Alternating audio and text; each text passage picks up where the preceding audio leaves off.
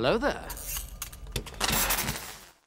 Ooh, I got a smile on my face. I hope you guys got a smile on your face, whether you're new to the channel, whether you've been following me for a while now, whether you've been following me for a day. I do not care. I hope you guys are excited for my new batch of reactions, ladies and gentlemen. Hopefully, a new batch of reactions, because I watched Dexter yesterday for the very first time. I recorded the first 2 episodes, absolutely loved them, and Paramount kept blocking my reactions. I wasted 5 or 6 hours of my day yesterday watching the first 2 episodes, editing them, uploading them, re-editing them, trying to get through the copyright, but they kept getting blocked and blocked and blocked. And hopefully, you know, for future reactions, I'll just record 1 episode of a show at a time, or record the pilot episode and see how it does with the copyright bots, and then we can move on from there and then see how it does on the channel as well. But what's going on, guys? My name is Elie Moses, a 24-year-old law and film student here from Sydney, Australia.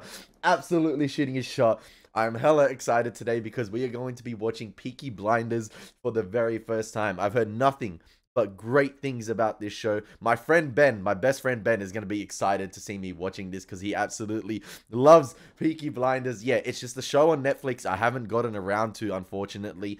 And yeah, we're here to react to it for the first time. Episode 1 is titled Episode 1. Let's get into the reaction. Let's have some fun with this thing. Let's absolutely smash it. Let's go. The only thing I've seen of this show is Cillian Murphy's character, the still frame shot meme or gif of "Go home to your families." That's it. That's all I see. All over Twitter.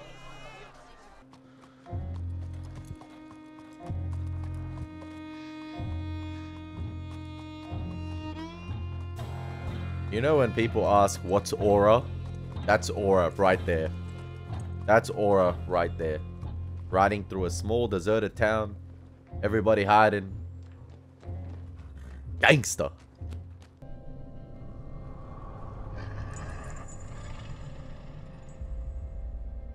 They're doing a magic spell to make her win a race.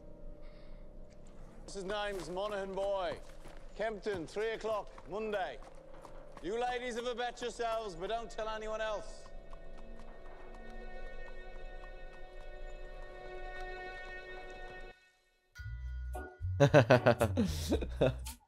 Wait. Oh, I recognize the music. That's from Scream. Oh, what's it called again? Oh, I forgot the song name. Red Right Hand or something along the lines of that? Yeah, what a banger. What a banger.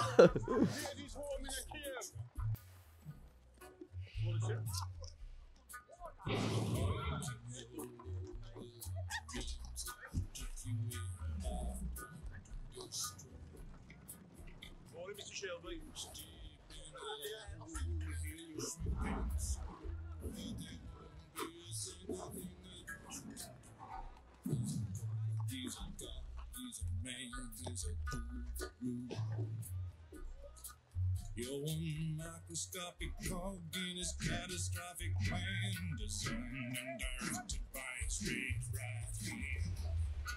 Yeah, Red Right Hand. It is, it is. Oh, man. Can we talk about the camera work there? Can we talk about that one take shot right there? How fantastic it was. I love one-ers. I'm a massive fan of one-ers, but, you know, utilize the set design, utilize the production design to your advantage right there. Absolutely fantastic. You know, you had Shelby, like, obviously, you established the shot. I want to go back and rewatch that. I want to go back and rewatch that. I loved it. I loved it. A testament to the directing as well, knowing and making sure that the extras know what they're doing.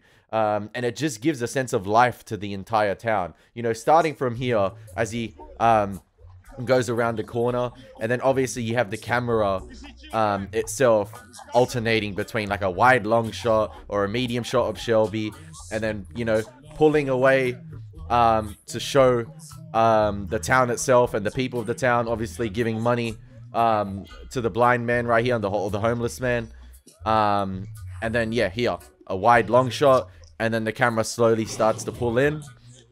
Oh man, I love it. I love it. It was beautiful.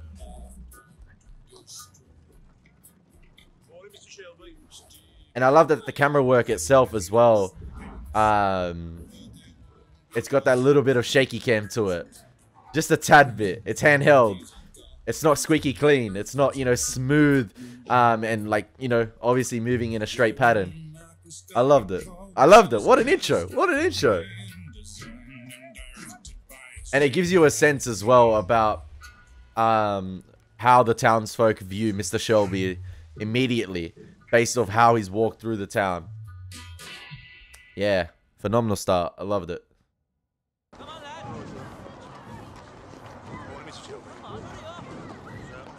What a Mr. Shelby.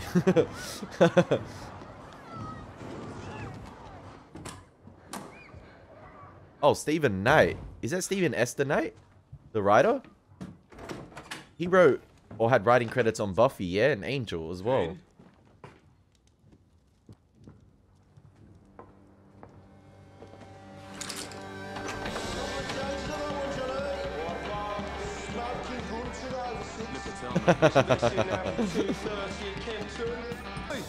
Tommy, look at the book. Yeah, what do you want, mate? Just look. Tommy! All on Monaghan boy. Good work, John. Tommy! All on Monaghan boy. That'll be 6 pennies, Nipper. That's 10 bob you'll see for that. It helps them believe. We don't mess with Chinese. Look at the book. Chinese have cutters of their own. We agreed, Arthur. I'm taking charge of drumming up new money. What if Monaghan boy wins, Tommy? You fixing races now? Do you have permission from Billy Kimber to be fixing races? Hmm? And what's got into you? You think we can take on the Chinese and Billy Kimber? Billy's got a bloody army! I think, Arthur. That's what I do. I'm calling a family council tonight at 8 o'clock. I want all of us there. You hear me? There's trouble coming.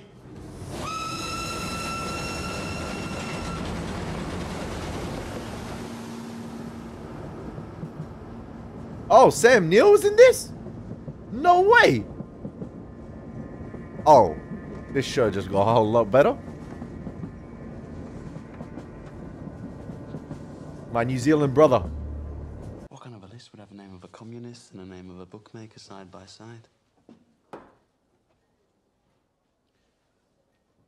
Perhaps it's a list of men who give false hope to the poor.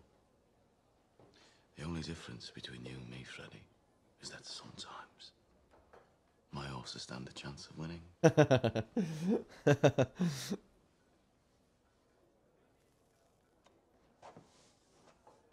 You know, there are days when I hear about the cuttings and beatings that I really wish I'd let you take that bullet in France.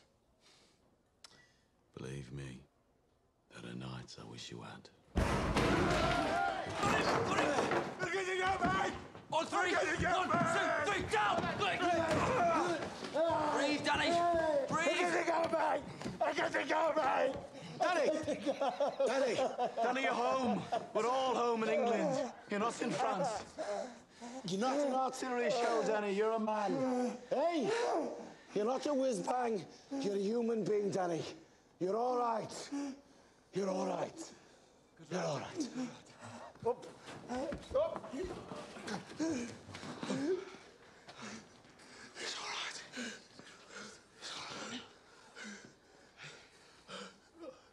Oh, hell. Did I do it again? You did it again, Danny.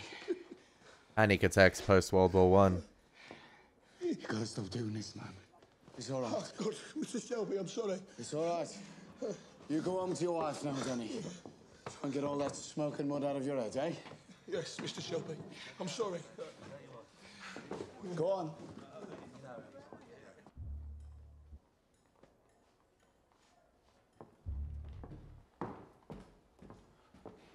Bring the bill to the Peaky Blinders. We'll take care of it.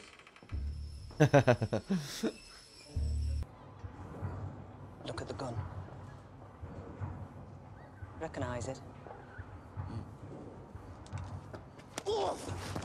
Get up off your ass, you mum-pink pig. Oh, Paul! What the fuck did you do that for? Finn was playing with this afternoon by the cut. It was loaded. Nearly blew Ada's tits off. It must have fell out my pocket. He said he found it on the sideboard of the betting shop, with bullets in it. I must have been drunk. When are you not drunk?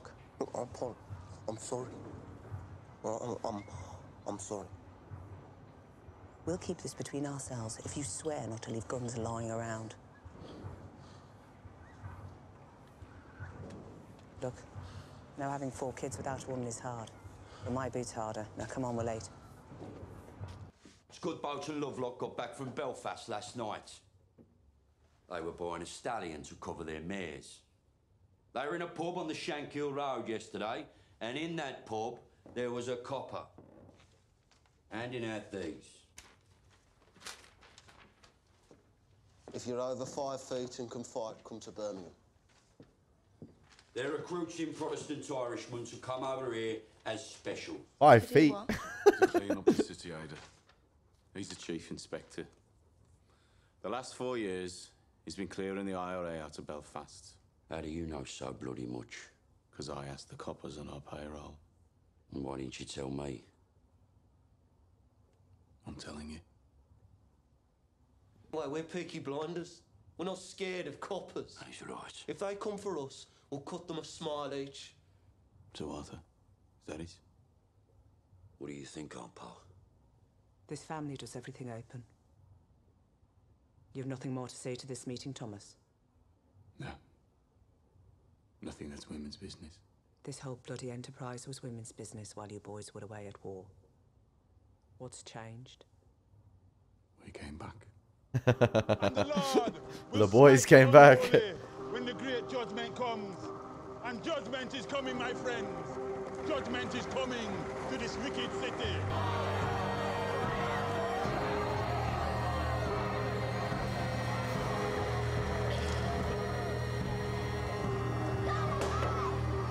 That's it, I don't go any further. Yo, he having a look at the streets of Birmingham at night, and he's like, I got a lot to clean up. Always been able to tell when you're hiding something. People around here talk. Some of them work at the BSA. I've been talking to the wives of factory hands. Detectives have been asking questions in the proofing shops. Nothing happens in that factory without you knowing about it. Speak. God and Aunt Polly are listening. God and Aunt Polly. I had a bar in London for some motorcycles. I asked my men to steal me 4 bikes with petrol engines. I'm guessing my men were drunk. There's a still inside the factory makes tramline chin. Oh, this is the robbery. Inside, we found 25 Lewis machine guns, 10,000 rounds of ammunition, 50 semi-automatic rifles, 200 pistols with shells. Jesus, Tommy. All bound for Libya. Sitting right there in Charlie Strong's yard. Tell me you threw them in the cut. We put them in the stables out of the rain. The guns hadn't been greased yet. Hey, God is watching. God is watching. Sent a copper from Belfast. Maybe, maybe not. Thomas, you're a bookmaker, a robber, a fighting man. You're not a fool. You sell those guns to anyone who has use to them. You will hang. Tell Charlie to dump them tonight. No. He won't move contraband under a full moon. 3 days until it wanes. Then you'll do the right thing. Hey, a lot can happen in those 3 days. Your mother's common sense, but your father's devilment. See them fighting. Let your mother win. Princess Ada.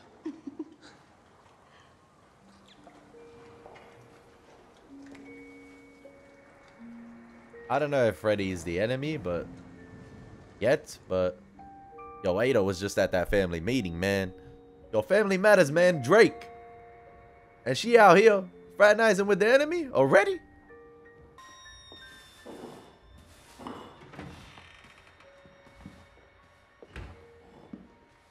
I'm here about the job as a barmaid. Hired. Hired. You mad? Hired. Am I Like, what? Do you know about this place? I saw it in an advertisement. Job's been filled. It was in yesterday's paper. Believe me, love, I'm doing you a favour. I'm not asking for favors, I'm asking for employment. Hired. Hired. You're too nice. How would you know? And too pretty. They'd have you up against the wall. I have experience. And references. That's that 1919 resume. What part of Ireland are you from? Galway. Huh? Oh, she a Galway girl. Ed Sheeran. My mother was from Galway. You're too pretty. Watch. Yo, we are not hiring you. And listen. Because you are too pretty. I wish I was in Kerry. I would swim over the deepest. Yo, as soon as she walked through that door, I would have asked, what days are you free? Like, what are your hours you prefer? Like, that's what I would have said.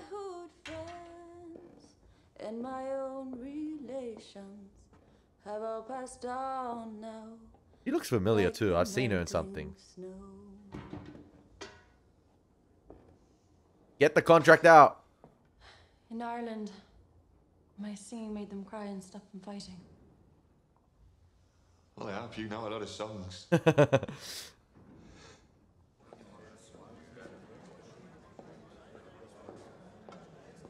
Maybe her presence, you know, will bring a nice change of pace to things.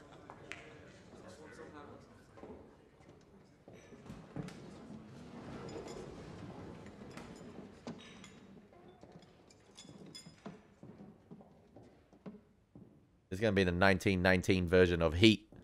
The chief inspector. The investigator going after the criminal.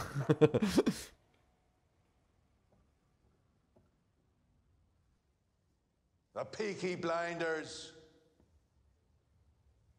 The vicious, merciless gangs who blind those at sea and cut out the tongues of those who talk. You are worse than them. Those of you who have taken their bribes these years since the war, those of you who look the other way, you are worse than them. God damn you for soiling your uniforms. And then there are the IRA Fenians and the communists, blacker hearts still. They feed on the pus of all this corruption, like maggots in a corpse. And like maggots, if left to swell, they will eventually swarm like flies and spread their rotten philosophy across the country and across the world. Those, then,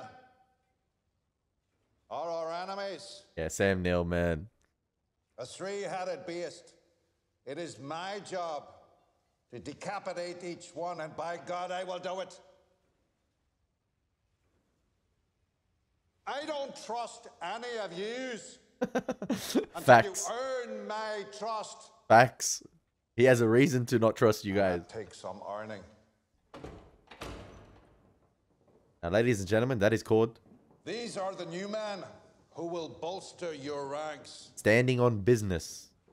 Good men from God-fearing families.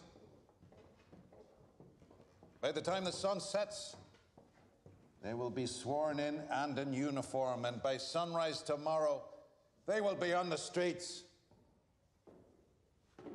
You enforcers. God help those who stand in our way. Oh, my guy was Moses right there, parting the Red Sea. Hey, all right, I want to talk about, we're halfway through this episode. I just want to say how great this show is at immersing you into its time period. You know, it sets you in a time and place, 1919 Birmingham. And there's a term I learned actually the other week. It's called verisimilitude. And it's about, you know, making something like feel real, like it feels real. And already in this show, halfway through episode 1, and everything everything, I mean everything, is absolutely fantastic. The production design, the costuming, the sets themselves, it immerses you. You feel like you are there in that time and place, 1919 Birmingham. And the way it is written thus far, you get an understanding of what it's like at the time as well. Post World War One, you see the struggles of the townsfolk. You see that there's a clear class discrepancy, as well as Sam Neill was in the carriage as well, looking at what it's like at night during the Birmingham streets. And immediately, like I said, what's the word I was gonna use? I keep using immersed, but you feel like you are there. You will feel like, okay, I'm lost in this world of 1919 Birmingham. Now, to compare to another show I'm watching at the moment, The Acolyte. And I don't mean to keep bashing on the show, but in terms of like that sense of verisimilitude, or like that term, or being immersed and enthralled into a world, it lacks that. Every scene or every shot in this show thus far makes it as if you are in 1919 Birmingham. You are immersed into its world. The extras, the set designs, the costuming, the actors themselves, it's all fantastic. It's all well done. Every scene has life to it. The backgrounds themselves have life to it. And I love that. I love the 16:9 aspect ratio as well, where you get to see everything that's in frame. And you get to see the backgrounds of every shot. Everything is full of life. And I feel like with The Acolyte, a lot of the times, you can tell it's just on-set sound stages. You can just see it's lifeless, it's soulless, and you don't get lost in another world. Despite it being Star Wars, it doesn't just have that verisimilitude about it, where you feel like it's real. You get lost into that time and place. You can just tell at points, oh, this is green screen, oh, that there's no wide shots, of the location itself. It's very confined to, the soundstage, the sets themselves. And it just, it doesn't immerse you. And this show, halfway through episode 1 of season 1, I'm immersed. I get the time and place. And I'm understanding the characters. I'm understanding the struggles that are going on at the moment. I'm going to understand, what values are in this community, what political side, or like what politics are in the mix at the moment. I'm loving it. And I'm sorry for this rant midway through, but I just got to commend this show thus far for immersing you in its world. Right. This way. I didn't articulate myself the best there, but You see, ladies. Hopefully you get what I meant. Lined up. I want a blowjob off both of you before they let the ordinary people in. Away you go. Away you go. What the fuck? What are you? I'm Arthur fucking Shelby. There's new enforcers in town.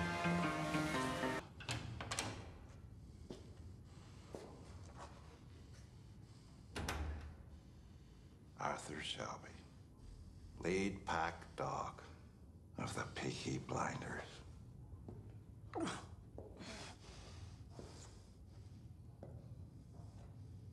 You think Sam Neill's gonna play by the book, man? Look at me.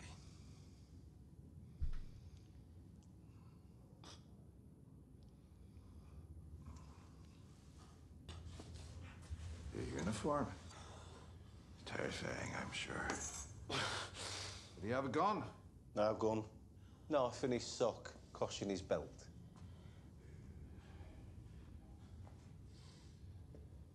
Mr. Shelby, Yo, maybe we're gonna have to keep that stash of guns. I want you to see this as me introducing myself to you.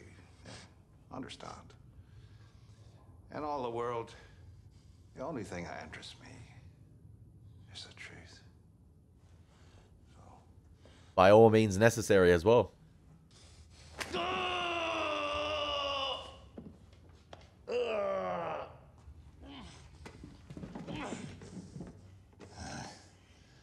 After 35 years of dealing with animals like you, I can tell just by snuffing the air whether or not you're lying. I'm not fucking lying. All right? I'm not fucking lying.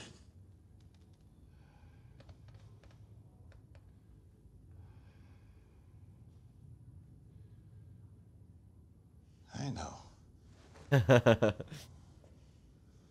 That is well within my power to have you and the rest of your scum family face down in the canal before the year is out. On the other hand, we can help each other.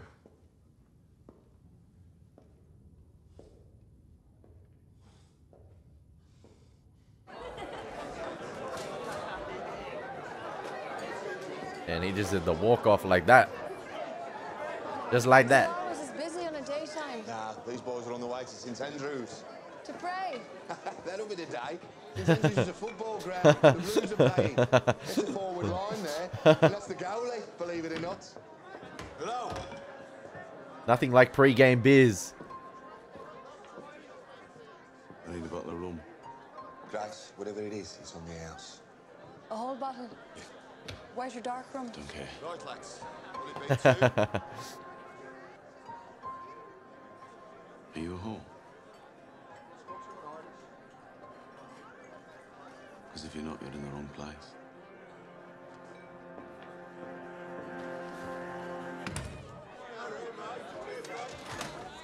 He's one of them you warned me about. Look, Grace, you're a friendly girl, but be careful. If I say something's on the house, then say nothing to whoever you're serving. If they decide that they want you, then there's nothing anybody could do about it. Lucky for you, since he got back from France. Tommy doesn't want anybody at all. Yes, lads.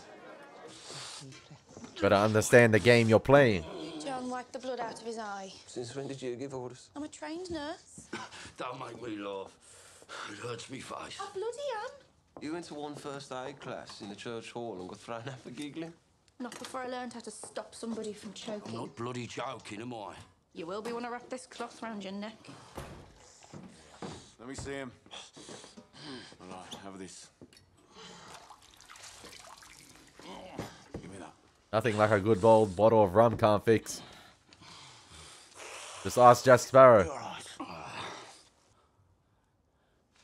What's wrong with you? What the fuck is wrong with him lately? If I knew, I'd buy the cure from Compton's chemists. I am just a young girl. I have just come over from the country where they do things big. And amongst the boys, I've got That's a beautiful voice, man. boy I love. in the gallery. The boy I love is looking at me. Can't you see him standing there waving his handkerchief as merry as a robin that sings on the tree? We haven't had singing in here since the war. Why do you think that is, Elie?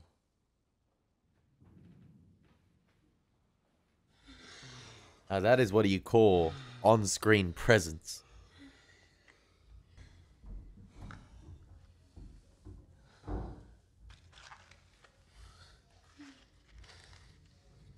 So did Arthur say, what kind of a deal this new copper offered him? God, but the second your balls are empty, it's back onto politics. One day me and Tommy will be on the same side again. Yeah, we'll see about that. Go home, crazy man. I say go home, crazy man. Ho detto va a casa, scemo. I said go home. Fix my legs!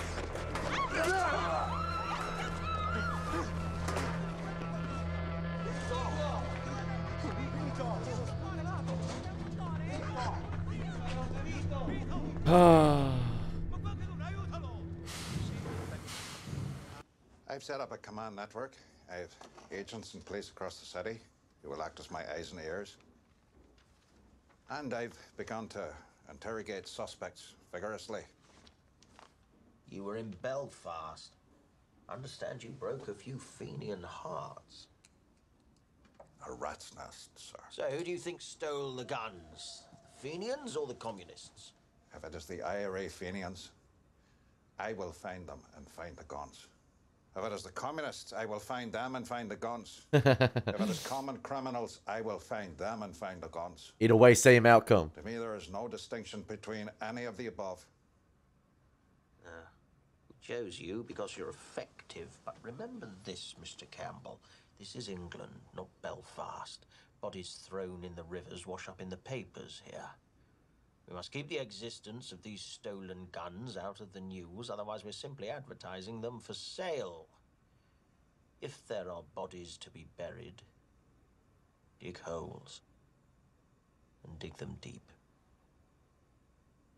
I want everything accounted for, down to the last bullet. I changed my mind. I knew it. I knew it. I have an alternative strategy. Tell Curly to take her out to the old tobacco wharf. There's a lock-up mooring we used to keep cigarettes. He knows it.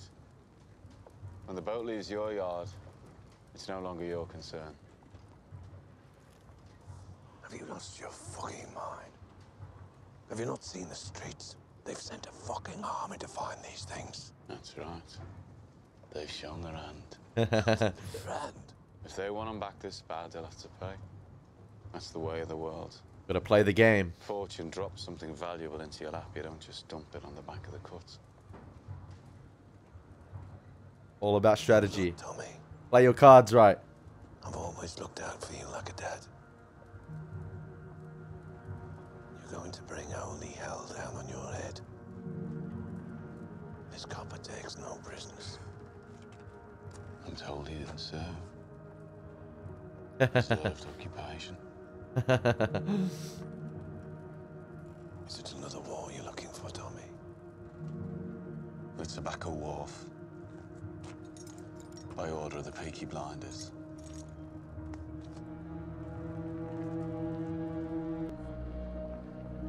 Hit him where it hurts. He didn't serve. They not like us.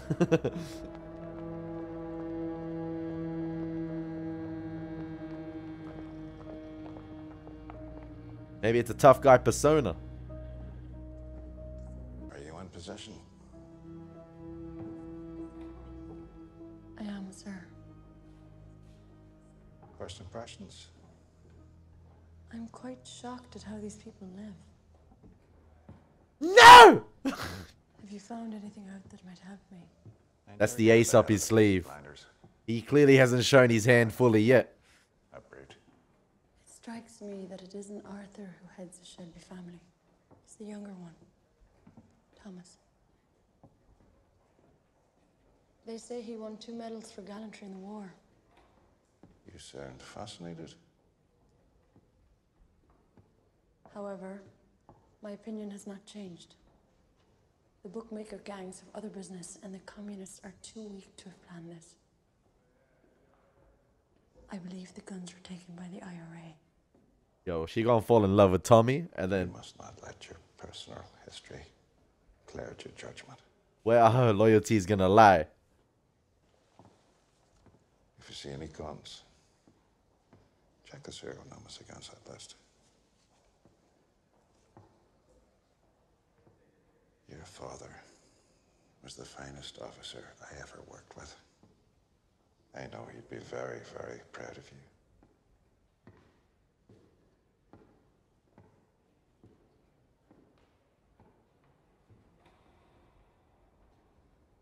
I love some of the framing in this episode thus far, and I'm interested to see if they use some of the same establishing shots going forward.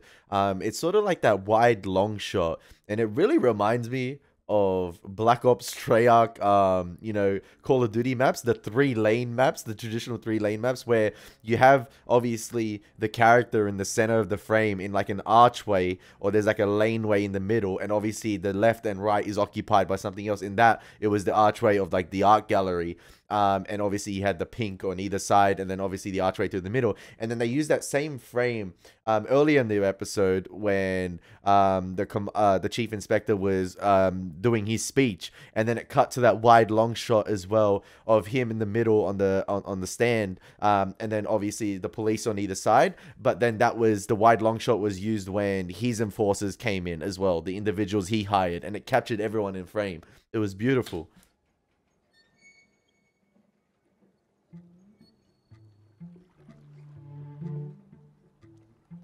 Man, I would have played right into the chief inspector's hand. I said hire Grace off the bat, like straight away. She the strongest asset out of all of this. Danny, as you know, the man you killed was Italian. She's the one to worry about, not all the muscle. Those 2 men over there, not his brothers. If I let the Italians do this, Danny, they'll cut off your manhood and let you drain. That's how those bastards do things. So to stop a war breaking out between us and the Italians, He's got to go, blood. to save you from their barbarity, I said I would dispatch you myself. They're here to witness. You look out for my Rosie and my boys. See, they get apprenticeships at the BSA factory or the Austin. And they'll make foremen. I know they will. Just ordinary. Just ordinary men. And they won't get told to do this shit. This shit that we got told to do.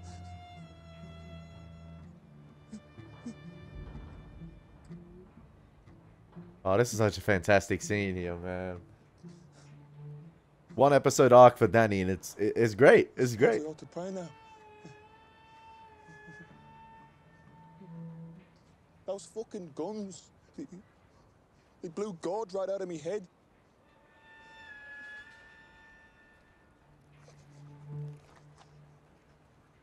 Is that bad for me? We have to get your body out of the city, Danny. This new copper, you know. Yep. Can't have bodies popping up in the newspapers. Okay. Promise me. Bury me on a hill and tell Rosie where. You're a good man. I hope he keeps these promises to Danny. Soldier. This has been a great send-off. Like, I love it. Yes, Sergeant Major.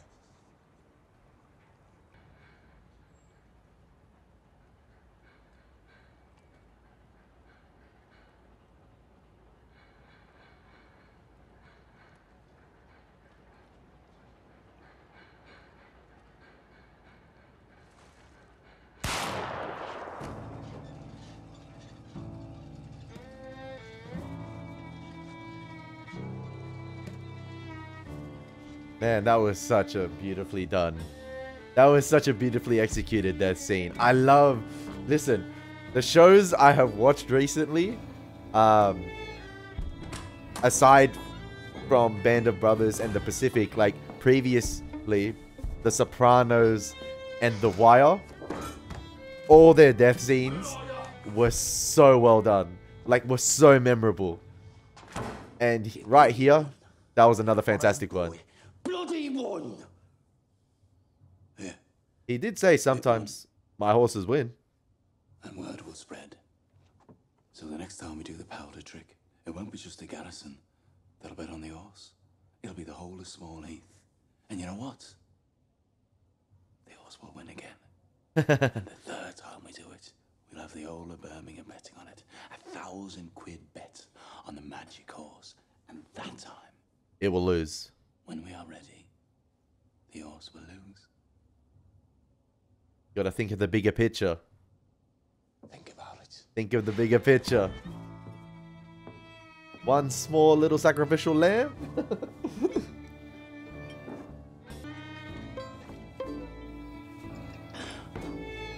Tommy's the true brains, man.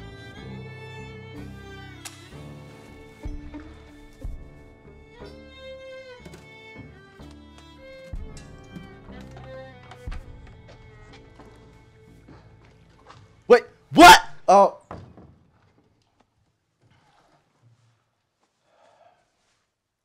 You okay, Danny? I'm still in shock. Are you sure this isn't heaven? Never let him know your next move. What would I be doing here? Tommy wanted you to think it was real. Try and knock some sense into you. A shell full of sheep brains, so it's pretty bad. Ah, it was meant to. So where are you taking me? London. Tommy has a little job for you. Give you a chance to say thanks. You're a peaky blinder now, Danny. That was his initiation. Oh, listen. Both endings right there. Bad week. Always thinking of the Oh, bigger there was no picture. moon last night. He's always got something up his sleeve. Did you do the Ah, right thing? Yes. so good. You did the right thing.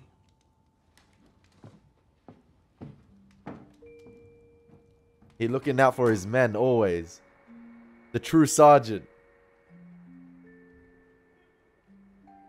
This is war, baby. He ain't gonna take out one of his own men. He always looking out for them. Alright, now I know what to expect going forward. Like, just...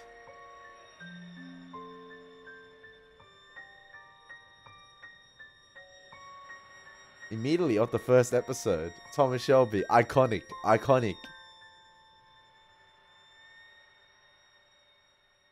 On-screen presence, baby. Gravitas, like, absolutely fantastic. Absolutely fantastic. What an opening episode. That's how you begin a show.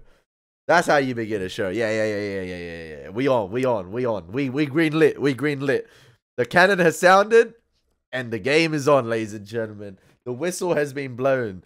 There's gonna be multiple VAR checks in this game. There's gonna be everything. There's gonna be, listen, lots of twists, lots of turns, lots of unexpected events. Oh man, I'm absolutely in love. I'm absolutely in love off the bat with Peaky Blinders episode 1. I just hope this episode does well, and I hope you guys enjoy my analysis of the show. If you're new, if you're not used to my type of reacting, you know, stopping and pausing at points, commentating on some of the cinematic aspects, and yeah, just the technical aspects that I find brilliant, and yet again, establishing this protagonist already off the bat. Listen, he's going to probably make mistakes in this show. There's going to be highs and lows, but immediately, I just love, like, off the bat, he's got that on-screen presence about him, Cillian Murphy, that gravitas that commands respect. I'm just like, yep, you're my Sergeant Major, my guy. Yeah, he's a strategist, thinking ahead, and obviously he's going up against